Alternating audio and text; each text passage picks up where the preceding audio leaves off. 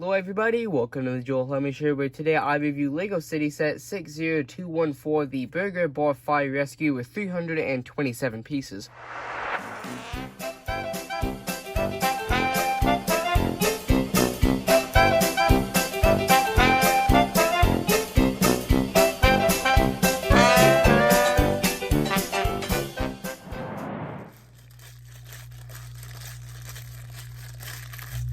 Hey, you there! I want to remind everybody that if you end up liking this video, please consider subscribing. It's free, and you can always change your mind. And right now, YouTube says that over 90% of people that watch my videos aren't subscribed, so it would really help, and with that...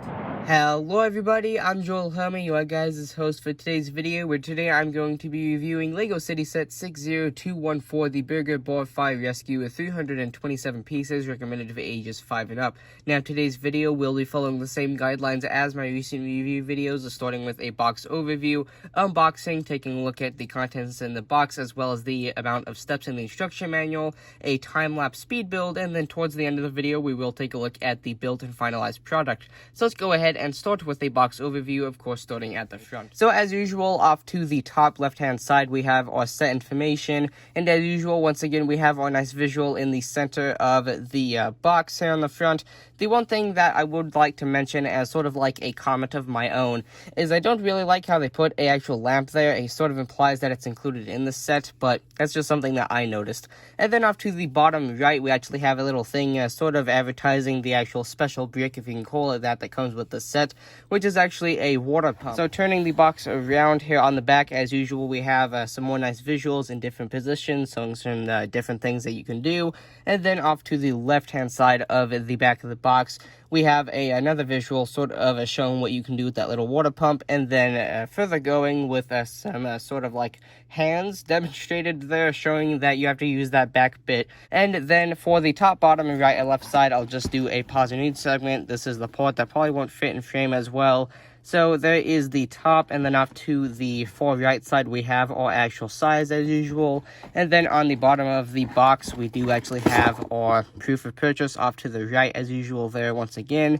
And then here is the right side of the box. And then here is the left side of the box, which is much of the same, not too much different there.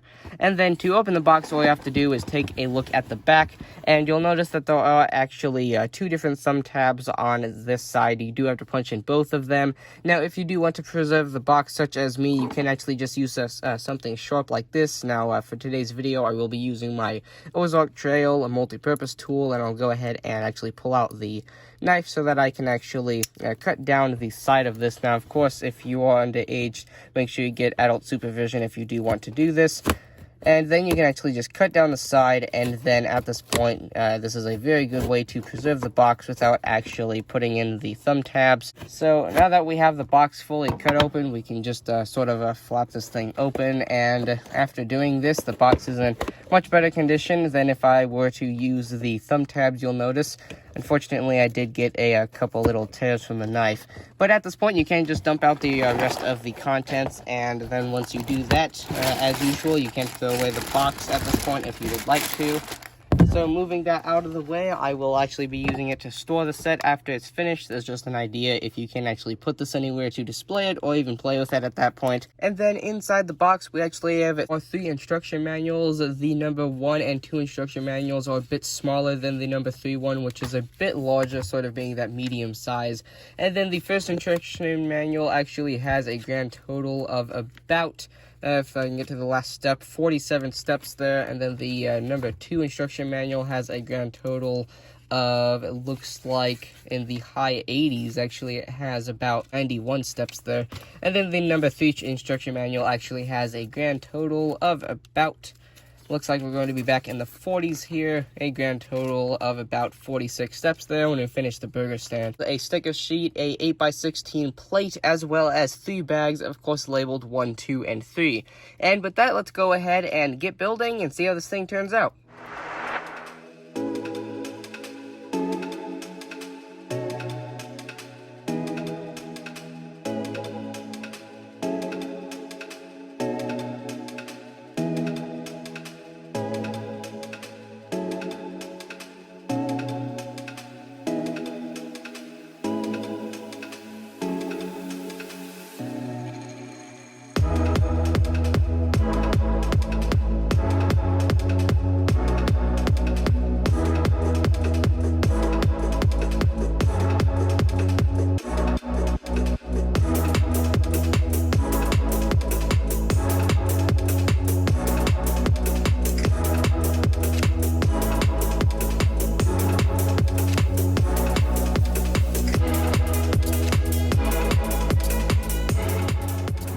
And with that, here we are with the finished LEGO City Set 60214, the Burger Bar Fire Rescue with 327 pieces, recommended for ages 5 and up. So I'm going to go ahead and start with an overview of the 3 included figures, as well as the bit of the extra bits that you can put on them as well. And then I'll go ahead and take a look at the burger stand and the flaming sort of burger stand post. And then I'll take a look at the fire equipment, both the fire engine and sort of like the fire motorbike or motorcycle, whatever you'd like to call it. So go ahead and start with a look at the figure right here in the center. This is the male character of the 2 firefighters that you get, the other one being female. So this one has a bit of a breathing setup on the top. This is probably the wrong name for it, but I know this has a respirator setup. I'm not sure if that's right or not, but I'm going to refer to it as a respirator setup for the rest of the video, just because that's what I know it as. But anyway, this character does have a bit of a helmet on top of the whole entire setup here. And then once you remove that, you can just remove this bit as well. And then we can get a nice look at the face print there. So he has a bit of grime on his face, but regardless, he is still smiling. So it's nice to see that he's keeping a good mood. And then if we remove his head right there, we can actually take off these tanks and get a look at the corresponding rear torso detailing or printing that actually does correspond from the front torso printing, which is, as usual, all nice and crisp and very easy to see. And then the printing does carry down to the pants as well, but no dual molding and no prints on the sides, unfortunately. And we'll go ahead and take a look at the female character. So putting him down there, we can go ahead and get her, and this one is a bit more less equipped with just the black suit rather than the tan one with the entire sort of breathing setup on the top. But regardless, the printing is equally as high quality on this one, of course being a little bit different than the character over there. And then the character does have the printing that comes down to the legs and does correspond to the rear of the torso as well. And then we just have a hairpiece, which can be in exchange for either a helmet to ride the motorbike or just a sort of normal helmet, which is the same one that the male character actually has. And then this character does not have an alternate face, as well as the male character there. And then that is unlike this figure, which actually does have an alternate face on the back, which is sort of like the in stress look for imitating or sort of like interpreting that he is sort of actually looking at the fire and sort of being a little bit scared. And then this is just the normal sort of chef printing for the actual sort of chef torso piece that we've had for quite a while. And then his little handkerchief does carry on to the back as well. And of course you have his alternate face print there. And then no printing on his legs. And then getting all of these figures out of the way, let's go ahead and start with the actual burger stand, removing the removable flames from the trash can so that they don't fall all over the place. And then I'm going to go ahead and take a look at the external features and then the internal features. So let's go and start with the outside. So we have 3 different stickers. We have 2 on either side to show the different menu items. And then on the front, we do actually have a sliding window that is using some of the actual sort of rail pieces here, sort of actually for their intended purpose rather than a lot of the other things that they're actually used for. But one of the 2 windows does actually slide, and the actual menu pieces with the actual stickers on them do actually stop it from going too far from side to side. And then right behind that sliding window, we actually have a little 1x1 orange juice brick, and very thankfully that is actually a printed piece, so you could use that basically anywhere. And then the last sticker here in the middle is actually just a burger sticker, which is sort of reminded me of the old logo for Burger King, if any of you know what I'm talking about. And then on the inside, we have some more sort of generic sort of detailing going on with a little bit of a fryer over here with a patty sitting on it, I'm guessing. And then you do actually have sort of like a interpreted sort of intake to take out all the smoke and spit it out this little vent, which, come to think of it, this smoke might have lit a fire right here, because otherwise I don't know how a fire would have started way up here. But anyway, moving over to the other side, we have, I'm guessing, a completed burger. I'm not sure why it would just be chilling there next to the ketchup and mustard, quite obviously, or if you want to imagine it as something else. Here we actually have the flaming burger stand post, which I'm actually going to take off due to this actually only being connected by 4 studs, and it'd fall off quite easily. So as you can see here on the front, we actually have a burger build, which does show like the the patty, the cheese, tomatoes, or tomatoes, if you want to say it that way, the lettuce and whatnot. And then I do really like the build here. It does look quite nice, and fortunately, the actual designer of the set made it so that you can actually flip down the fire, and if you wanted to do it, you could actually flip down individual ones to make it look like the fire was spreading over time, and then slowly got worse, or you can just flip it down entirely, which is nice to see that if you don't want to use this as an actual fire build, you can even go to the extent to just remove these pieces, rather than some other older fire sets where you'd have to actually literally rebuild the entire set.